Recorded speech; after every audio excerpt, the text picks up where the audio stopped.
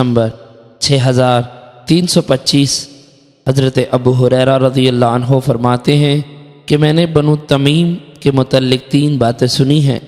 جس کی وجہ سے میں ہمیشہ ان سے محبت کرتا ہوں۔ رسول اللہ صلی اللہ علیہ وسلم نے فرمایا وہ میری امت میں سے دجال پر سب سے زیادہ سخت ہیں۔ ایک مرتبہ ان کے صدقات آئے تو نبی اکرم صلی اللہ علیہ وسلم نے فرمایا یہ ہماری قوم کے صدقات ہیں، اور حضرت عائشہ رضی اللہ عنہا کے پاس ان کی ایک لونڈی تھی،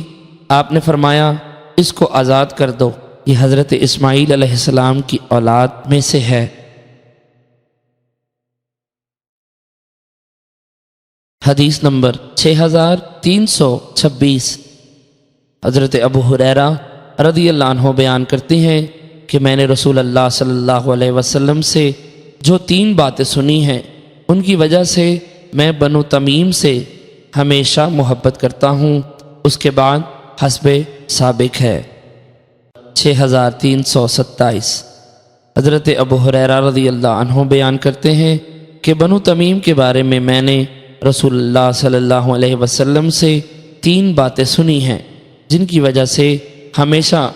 ان سے محبت کرتا ہوں، اس کے بعد حسب سابق ہے، البتہ اس میں دجال کا ذکر نہیں، اور یہ ہے کہ یہ لڑائی میں سب سے زیادہ سخت ہیں۔